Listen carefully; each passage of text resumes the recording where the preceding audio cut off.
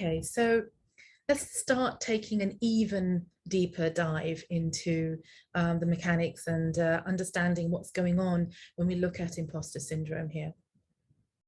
So imagine you've a piece of work has landed on your desk. There it is. What happens next? What happens next?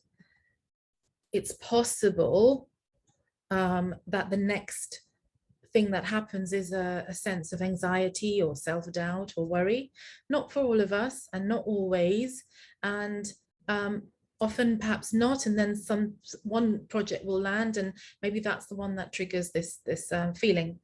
So in imposter syndrome, it's more likely to happen, and if it starts to happen, I think the trick is now for you, having watched this video and understood a little bit more about this phenomenon, is to just think this. Am I now entering this imposter syndrome phase?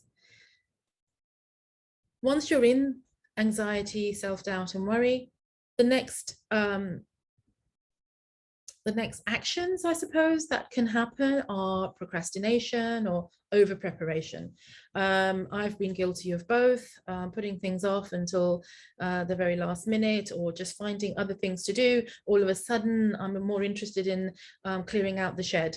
Over preparation, I'm also very good at creating lots of lists, lots of to-do lists, and then recreating them in different colors, and then recreating them perhaps using some digital platform I've just found. So yeah, I can very much tell you that I've very practiced at those two things. So, okay, there we have over preparation and procrastination. What happens next? So perhaps the next stage is that we've achieved this task or this project. So there's a feeling of accomplishment, followed by then a feeling of relief. And imagine we get some positive feedback, and what do? Do we ignore or push away that positive feedback? Do we say that, oh, we were just lucky? Or do we say something around, no, it was, no effort whatsoever, knowing really that it was? And then how that can then lead to feeling like a fake self-doubt, anxiety, perhaps even depression for some of us. And I think it's important, some of these words are very strong words, and it paints a rather dim picture, but I would say that for me, I've probably been all around that circle. In other situations, I've got halfway, perhaps either procrastination, over preparation. Eventually, I've got the tasks done. I don't always push back positive feedback, so perhaps that's where I break the cycle. But knowing that there is a cycle and understanding where you are within this cycle will help you to break it and help you to just step out of it.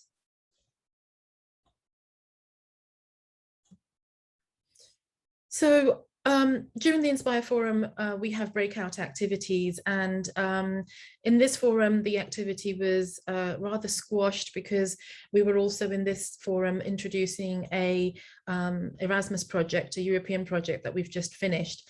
But ordinarily, you would have a good amount of time to work in small groups of 3s and 4s on a specific activity or a question. And in this case, what I did was introduce a technique that we can all use to help with tackling imposter syndrome. So this is the what if bias, and this is when if we get caught up in negative thinking and negative outcomes rather than a rational perspective. So this exercise is about helping us to regain balance. So if the negative is, what if I have a panic attack on stage? The positive is, well, what if I give the best performance of my life? So we broke into groups to talk about this technique and to ask ourselves, would this work for you? And have you tried anything similar? So people shared that those experiences. But also, out of this now, what's your light bulb moment? Is there a tip that you can take away with you? One of our groups was able to give some feedback, and the other group, we didn't have the time to take feedback, but I have gathered the feedback that I've had so far, and those will be available also within the newsletter. So this was the first technique, the what if bias.